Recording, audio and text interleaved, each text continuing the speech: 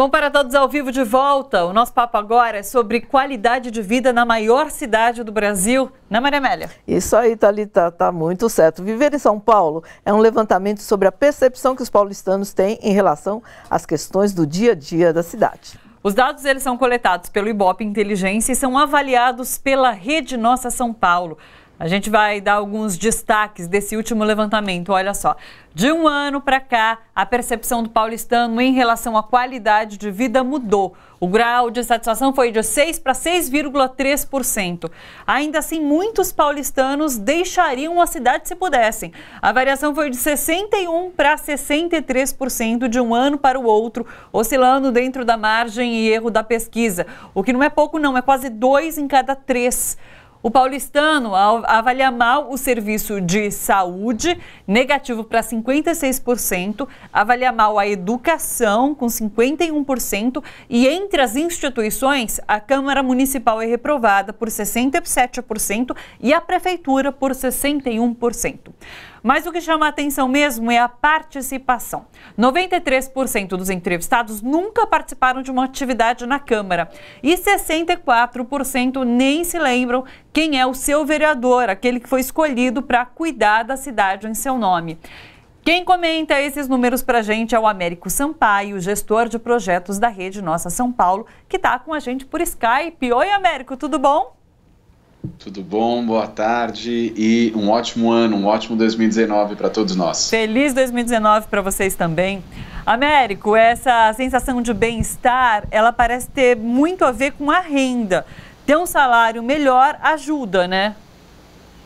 Sim, no geral, esse é um elemento que contribui para melhorar a percepção da qualidade de vida. No entanto, o que chama bastante atenção na pesquisa é que todas as instituições testadas no questionário tem uma leve elevação no que diz respeito a uma confiança maior do paulistano com relação à atuação dessas instituições. E isso, de alguma forma, quebra uma dinâmica que vinha tendo desde o ano de 2013, quando nós já realizávamos essa pesquisa, que vinha ano a ano tendo uma queda na confiança que o paulistano tem nessas instituições. E esse ano, para surpresa, tem uma quebra nessa queda de confiança, então tem uma leve elevação de todas as instituições. Isso pode ser analisado da seguinte forma: temos que lembrar que para o paulistano existe um clima de novidade bastante grande na cidade, isso porque, de acordo com os resultados das eleições do ano passado e também com a saída do ex-prefeito agora, João Dória, da Prefeitura de São Paulo,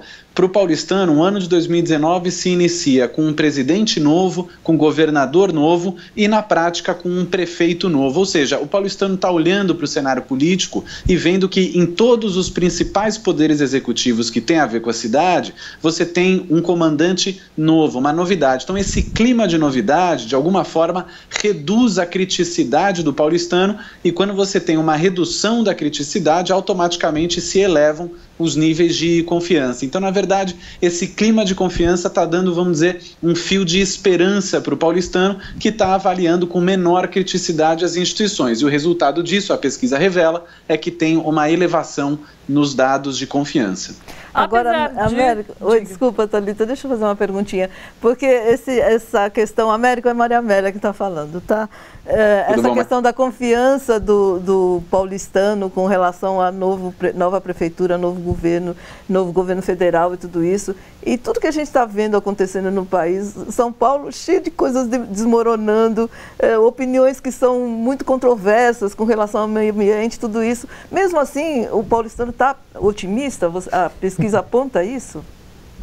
Eu não diria otimista, porque não temos uma base sólida de elevação da confiança que nos deixe analisar como sendo otimismo, mas sim uma perda de criticidade, uma redução na criticidade num fio de esperança por conta dessa novidade toda, e isso eleva os dados. Agora, precisamos lembrar que essa pesquisa, o campo que foi realizado, né, ou seja, aquele momento em que o Ibope de fato vai a campo fazer a entrevista com os paulistanos, esse campo foi feito na primeira quinzena de dezembro. Então nós estamos observando a opinião dos paulistanos fora de todas as polêmicas desse primeiro mês de governo Bolsonaro, desse primeiro mês de governo João Dória e, com certeza, fora também de todo esse crime ambiental que aconteceu com a Vale em Brumadinho. Então, na verdade, nós estamos pegando um período, essa opinião do paulistano na primeira quinzena de dezembro, muito estimulado ali no pós-eleições, nesse clima de novidade que o resultado das eleições acabou gerando para a cidade. Agora, São Paulo assusta muito ainda quem mora. Quando a gente viaja um pouco, sai um pouquinho de São Paulo, tudo que a gente vê, o que mais a gente conversa com paulistanos mesmo fora da cidade, é o desejo de não voltar. Isso é uma coisa muito frequente nas conversas. Que é o desejo de sair, né? Porque é um número muito grande. 2/3 dos paulistanos gostariam de sair da cidade. Quer dizer, o que é que assusta, assim, que faz com que a gente tenha realmente muita vontade de sair daqui, hein, Américo? Essa pergunta a gente sempre faz há uma década pelo menos, que é para conseguir observar se nós temos alguma variação muito grande daquele número de paulistanos que pretende sair da cidade, ou que, se tivesse a possibilidade, sairia da cidade de São Paulo. Nós não sabemos exatamente quais são as razões que levam o paulistano a responder sim nessa pergunta, porque pode ser uma hipótese, a falta de qualidade de vida que estimula ele a viver em outro lugar, em outra cidade, ou pode ser também algum desejo pessoal de estudar fora, de morar fora, de arranjar um trabalho em outra região do país, ou mesmo fora do país, etc.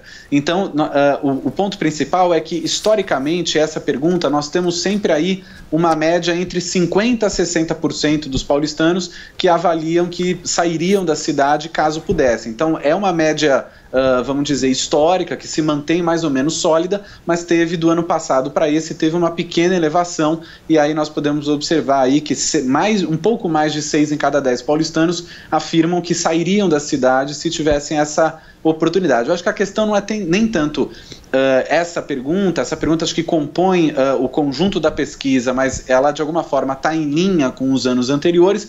Eu acho que o ponto principal do destaque da pesquisa é que mostra que, quando nós perguntamos do ponto de vista genérico se a qualidade de vida melhorou, a confiança nas instituições, você vê que há certo fio de esperança, a criticidade reduz e aumenta um pouco o valor positivo dessas instituições, tanto de confiança, mas também com relação à pergunta de qualidade de vida. Agora, quando nós perguntamos com relação à política pública concreta, ou seja, avaliar a saúde do município, avaliar a educação do município, avaliar a atuação das instituições concretamente na cidade, você vê que esse otimismo, essa diminuição da criticidade não acompanha a avaliação concreta das políticas públicas. Mais da metade da população avalia negativamente a saúde e a educação da atual gestão municipal da cidade de São Paulo, e quando você analisa a avaliação dos paulistanos com relação à atuação das instituições, você vê que Câmara Municipal de São Paulo, Prefeitura e subprefeituras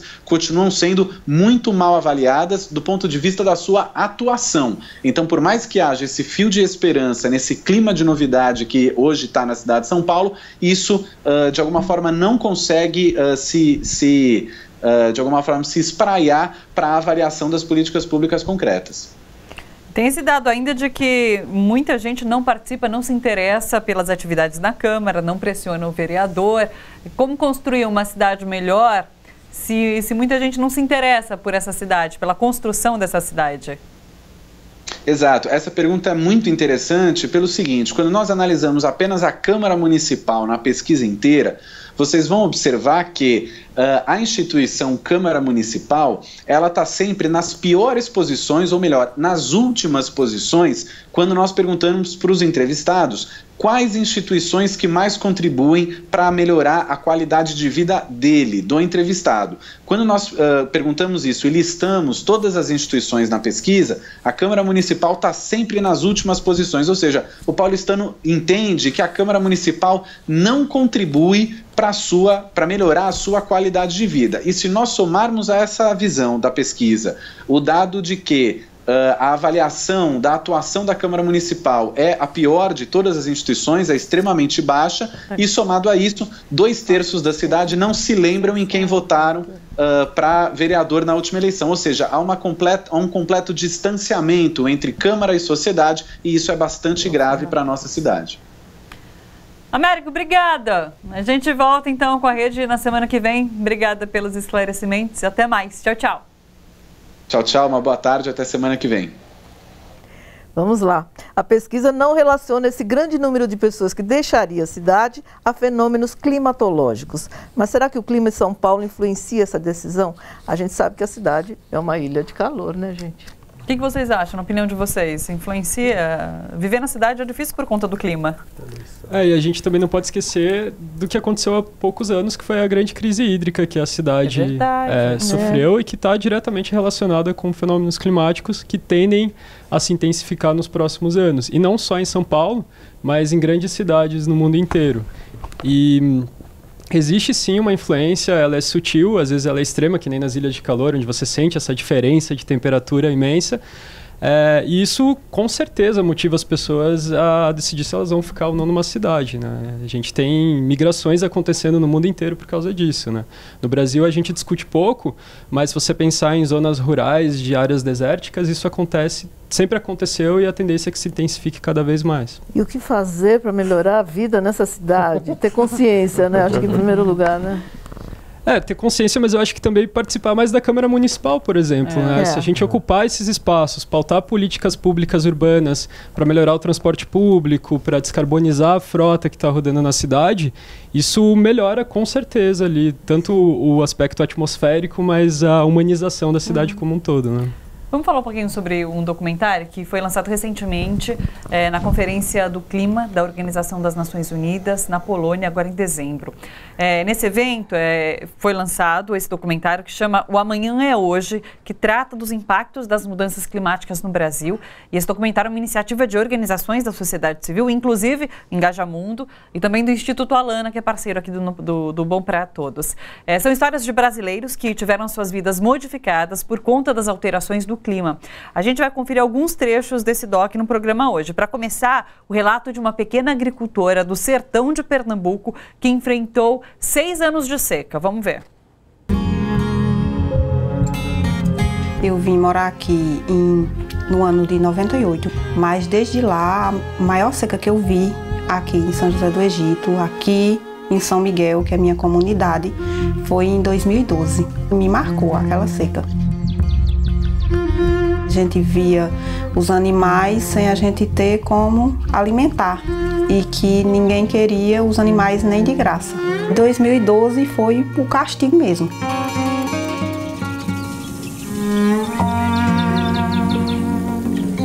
Decretaram estado de emergência, né, o município. Aí veio uns pipas do exército abastecer, enchi essa cisterna de minha sogra aí e ia buscar água longe, muito longe. E assim, não era uma água de qualidade, mas era que a gente tinha. A gente sabe que antes, quando vinham essas secas, como as de 2012, eram piores, porque morria crianças.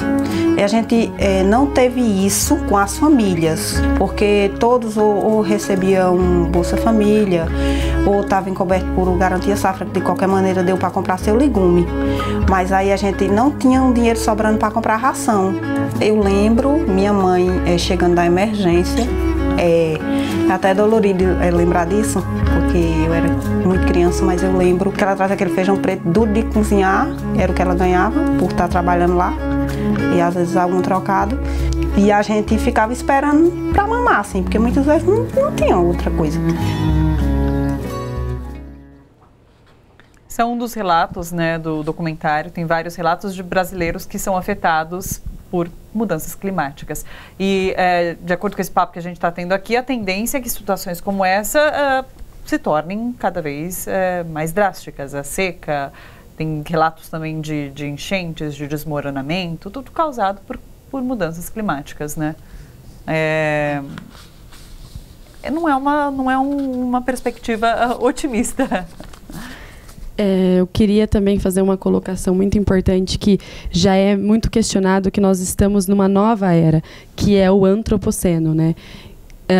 Até então nós estaríamos no Holoceno, né? Mas os cientistas já trouxeram esse questionamento há um bom tempo atrás já, com relação a... Porque assim, quando as eras trocam conforme acontecem eventos geológicos. Por exemplo, cai um meteoro na Terra e aí os dinossauros foram extintos, entrou então numa nova era. O ser humano hoje, ele é considerado, né, nós aqui como espécie, uma espécie capaz de mudar geologicamente a Terra. Então, assim, há muitos estudos já, essa é uma linha, né, nova agora de estudos com relação a nós estarmos numa nova era geológica, que é... Causada pelo homem. Exatamente. Ou seja, a gente tem potencial de estrago de um meteoro. Exatamente, destrutivo. Basicamente é nessa linha. Falando em estrago, vamos falar sobre isso daqui. Olha, é um livro lançado, Vozes e Silenciamento em Mariana, escrito pela Tássia.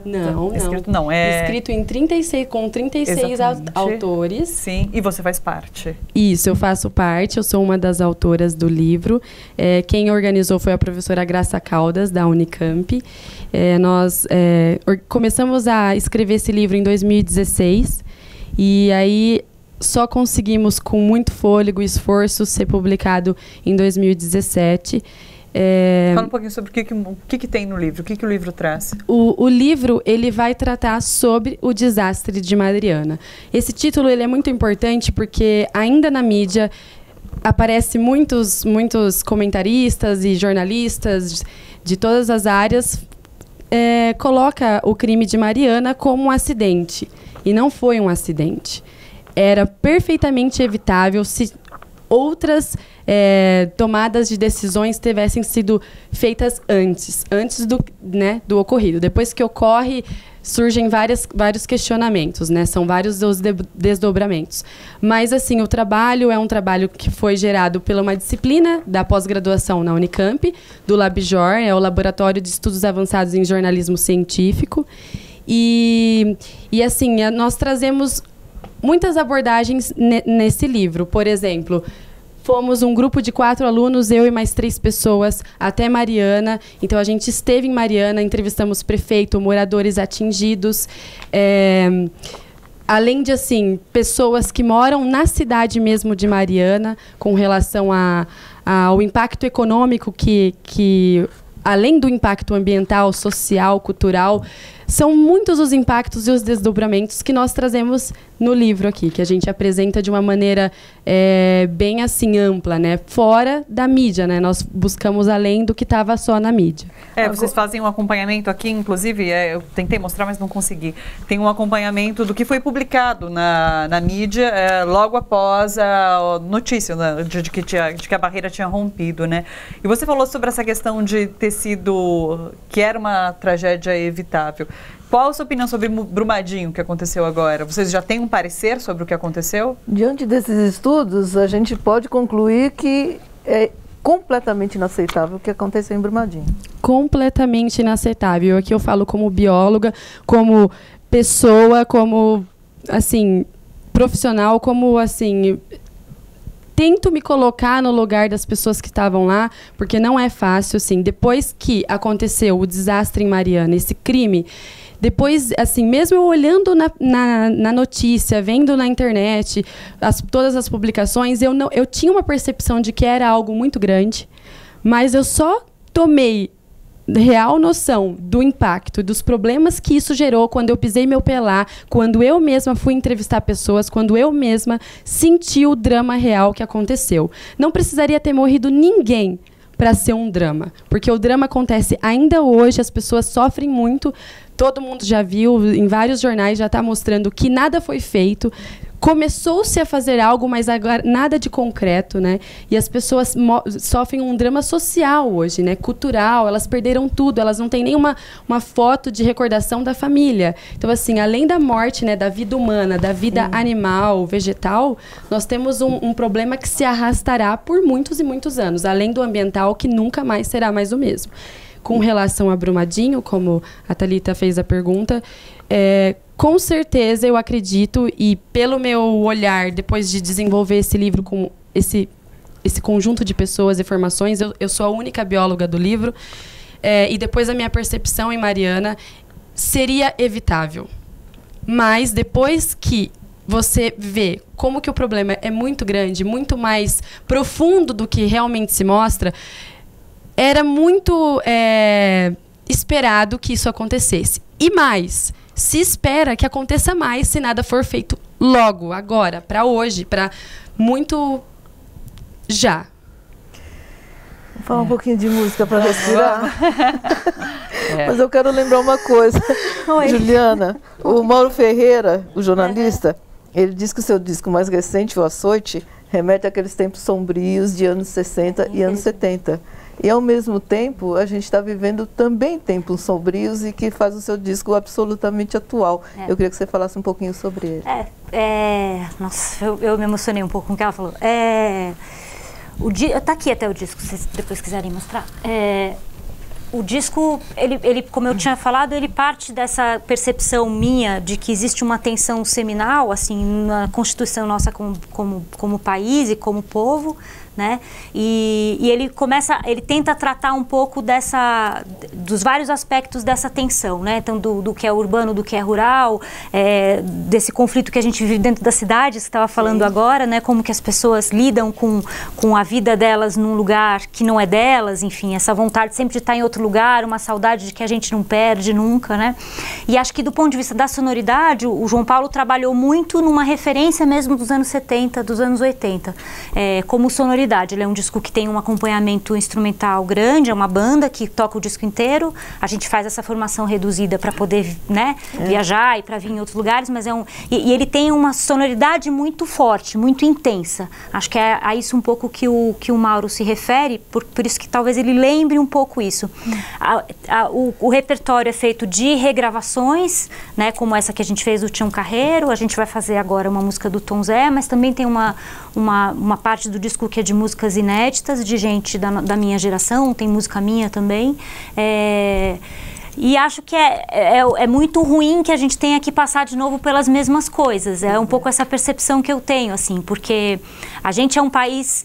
tem essa brincadeira do TBT, né? Aquele negócio da quinta-feira. Eu fico achando que a gente está preso num TBT, porque a gente fica revivendo coisas. A gente tem uma capacidade incrível de esquecer o que a gente viveu e sem querer, ou querendo, a gente está repetindo essas coisas, né?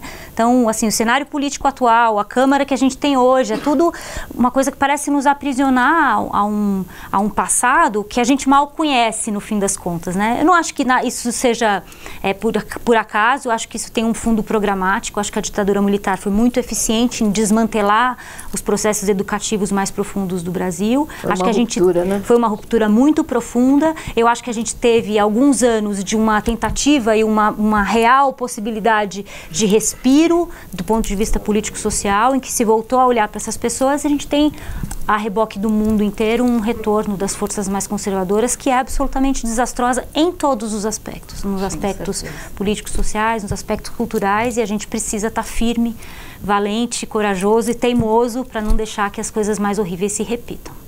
E ouvindo boa música. Vamos lá. Para aliviar o coração.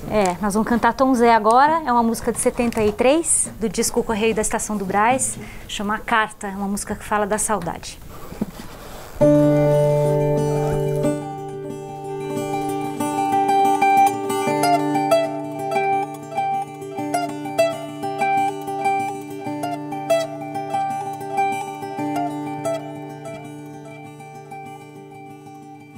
Eu preciso mandar notícia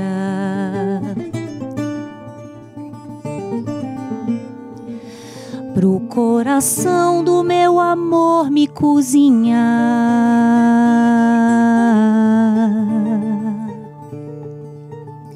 pro coração do meu amor me refazer, me sonhar, menina, me comer.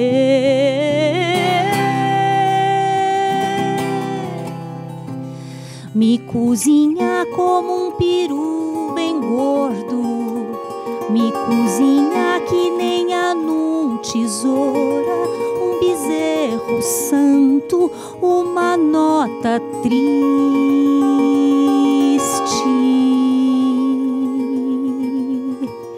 Me cozinha como um canário morto, me cozinha como um garrote arrepiado, um pato dentro d'água, um saqué polaca.